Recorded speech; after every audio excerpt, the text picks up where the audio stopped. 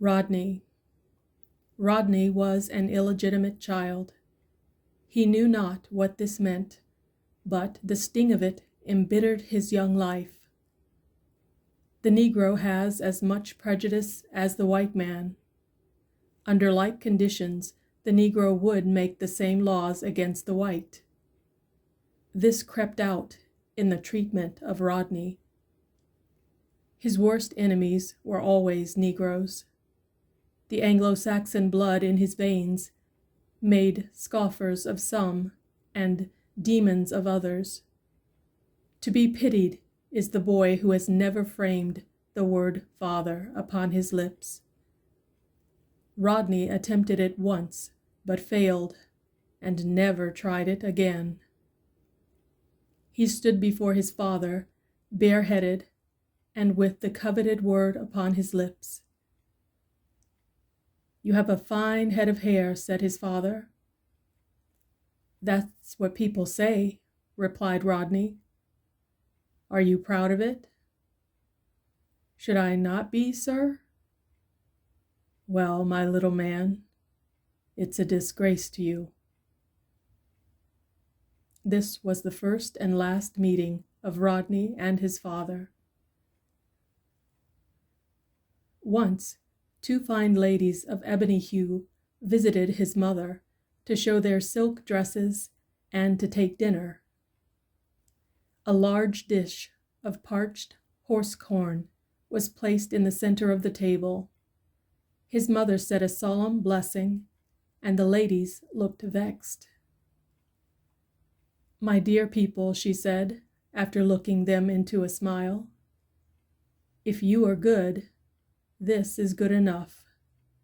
If you are not good, it is too good.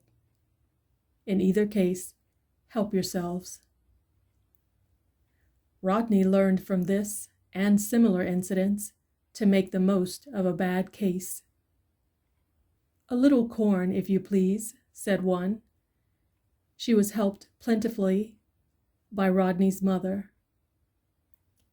"Give me a part of yours," said the second to the first.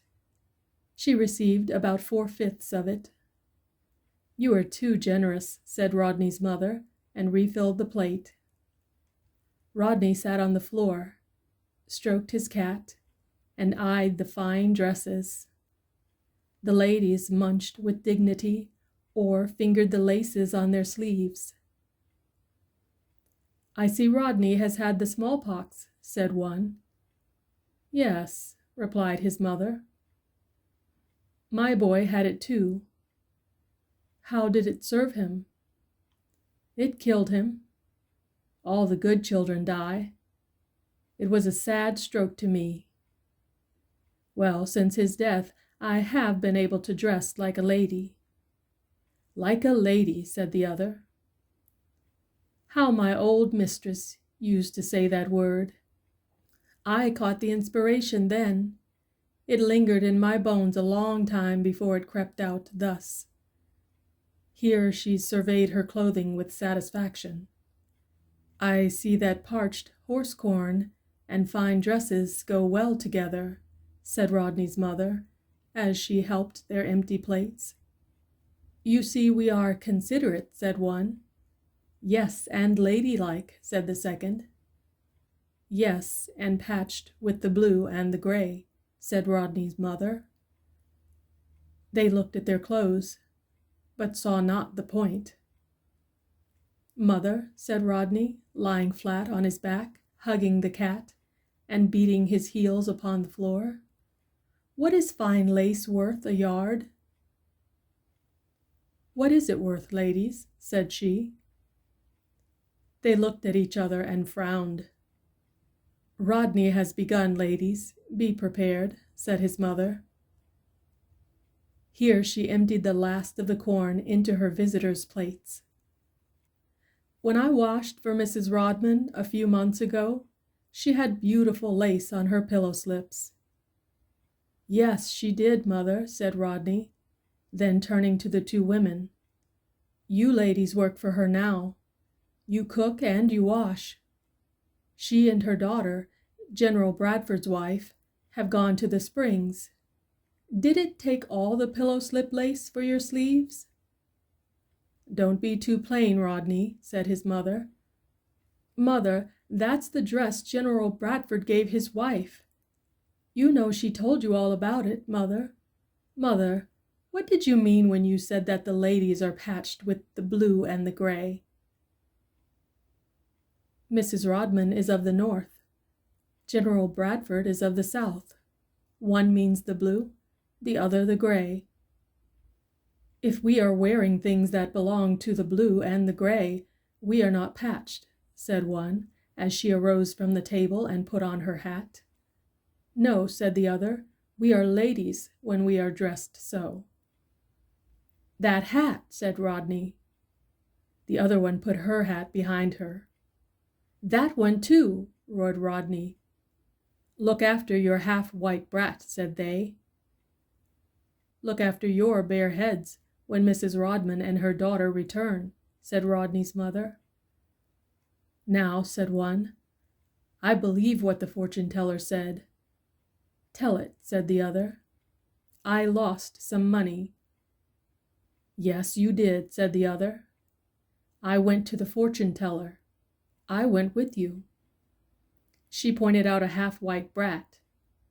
Then she pointed out his mother. She said we would all meet some day. Now we have met. What did she say about parched corn? Asked Rodney's mother. She said a half-white brat stole the money. She said he would die too, joined the other. That's all plain enough, said Rodney's mother. Your boy is dead, and you know about his father. Now, said the one with the hat behind her, I don't blame Uncle Jack for choking your brat. Nor Aunt Sally for throwing hot soup on him, said the other. Uncle Jack and Aunt Sally, said Rodney's mother, will be important witnesses when Mrs. Rodman and her daughter return. They know all and will tell more. One of the ladies picked up a glass. How's your cat, my son? My cat's nice and good and sweet. Here both ladies spat into the glass. Cats are respectable and worth talking about, my son. This we leave with you, said the one with the hat behind her, as she set the glass upon the table. What do you take with you? Asked Rodney's mother. Both looked around a second. Corn in our stomachs, said they. Are the ladies insulted, mother? They are dull and nasty, my boy. The ladies hurried out, one knocking over a chair, the other deliberately pulling down a picture. Here, mother, said Rodney, bringing her a comb and brush. Tidy up my cat. Mary's coming with her doll. The mother combed and brushed the cat, while Rodney jumped on and off the table for joy. In the meantime, Professor Brandon was conversing with the ladies on the outside. Ladies, ladies, said he. Ha ha ha, was the response. Let it flow right along, continued the professor. We'll be generous enough, said they. Ladies, those poses are superb. Professor, you can judge. No one doubts it, ladies. Professor, I need words just now, said one of them. Professor, I need a professor, said the other.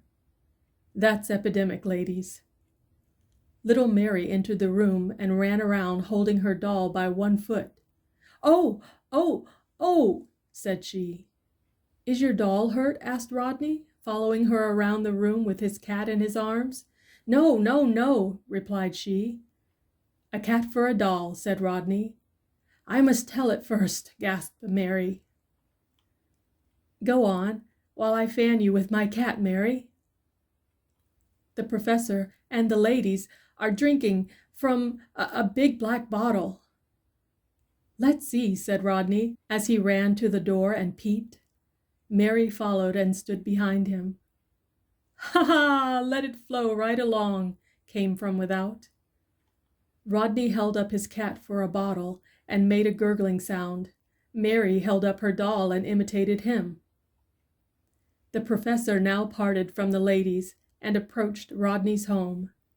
As he walked into the room, Rodney and Mary sat upon the floor and exchanged the cat and doll. "I am Professor Brandon," said he, pulling his mustache. Rodney went through the motion of pulling his, and Mary pulled the cat's. "'Tis delightful to meet ladies," said he. Rodney's mother nodded. School teaching would be unbearable, were it not for meeting ladies. "Must you have the big black bottle every time?" asked Mary. Here Rodney held up the doll and made a drinking noise. "These young ones need curbing," said the professor. "So do appetites, sir," replied Rodney's mother. "I am a school teacher, madame," he roared. "I am a washerwoman, sir," was her reply. "Very well, I'll give you a job. What can you wash?" "Shirts." "What else?" "Drawers." "What else?" "Socks." "What else?" "Diapers, sir." "You are brutally plain, madame." "You are devilishly inconsiderate and inquisitive, sir." Both children emphasized the remark by beating upon the floor. "To my business," said the professor. "This boy should be at school. Where is his father?" "I ask you the same question, sir." "Madame, that leads me to suspect." "What does suspect mean, Professor?" asked Mary. "It means, the Latin of it is, let's see." The professor stopped to pull his mustache. "It means to dream out something and swear it's true," spoke up Rodney's mother. "Madame, I want to talk to you about this boy's schooling. Have you any drinking water?" "No. Rodney, a bucket of water." "A bucket of water, Rodney. Go fast and return slowly," put in the professor. Rodney started briskly, but Mary held him back and looked saucily at the professor. "Let's bring back the bottle," laughed she as they both ran out. "First, madame, I am a professor. I hold a diploma from a college." "You carry it with you?" "Sometimes." "You have shown it to leading white men?" "Yes." "Well, many a good-meaning white man has been deceived by a college diploma in the hands of a Negro." "You presume too far on your limited knowledge." "You travel too far on your flimsy diploma." "Secondly, madame, I would elevate the morals of the race." "Very good, sir. How?" "I would begin by cutting off from society every illegitimate Negro child. You would, in so doing, train your thumb and finger to pinch your own nose." "My mother and father were married, madame." "Your mother and her husband were married." "Madame, I came in the interest of your child's education." "You are a liar from the roots of your hair to your toenails. You came to pry into my private life and to take note of my mental stock. You may proceed, sir." "I haven't time to stay. You have a sufficient supply with which to go." "If you were a lady, I would say, prate on. If you were a merchant, I would say, speak tersely, weigh justly, and keep ever in mind a marble monument. If you were a poet, I would say, tear out and fling to the crowd as much of your heart as you would have the crowd return. If you were a philosopher, I would say, weaken not your philosophy with wit, nor weigh down your wit with philosophy. Philosophy and wit are good neighbors, but indifferent twins. Since you are a fool, I will simply say all remedies have failed, and you are happy and safe in your ancient calling." Professor Brandon pulled his mustache a few seconds. He then said, "For your peace of mind, I will go." Rodney entered with a pitcher of water, and Mary with a big black bottle. "Have water, Professor?" asked Rodney. Here Mary pretended to drink from the bottle. The professor took the pitcher and poured some of the water into the glass into which the ladies had spat some time before. He held it at some distance from him and said, Woman's tedious, but pure water is wholesome. "Professor!" roared Rodney's mother. "You are just and polite at last," calmly observed he. "What's in the glass, sir?" "Examine the glass." "That is best done in the dishwater." The professor was about to drink it when he saw the spittle. "You did this, boy?" "I was holding Mary's doll, Professor," gasped Rodney. "Was it you, girl?" "I was holding Rodney's cat and your big black bottle, Professor," slyly replied Mary. "You, madame?" "Be calm, Professor. That is the compliments of your fine ladies, without whom school teaching would be unbearable. They spat into this glass?" "No, Professor," retorted Mary. "Rodney said they puked into it." "They had a mighty big stomach full of corn, anyway," put in Rodney. The professor dropped the glass and stepped out of the door, seemingly very uneasy about the stomach. "Professor," called Rodney's mother. He stopped and grunted. "Your attitude is undignified, sir." He started to answer, but his mouth was too full. Rodney's mother walked to the door backwards and closed it. "You did that, Mary," said Rodney. "How?" retorted Mary. "I didn't say they puked into the glass. I said they spat into it. It's all one, Master Rodney, and give me my doll." "I won't. Give me my cat."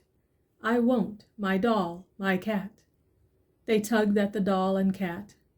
Rodney's mother threw her arms around them and said soothingly, "My Rodney and his little sweetheart Mary." The end.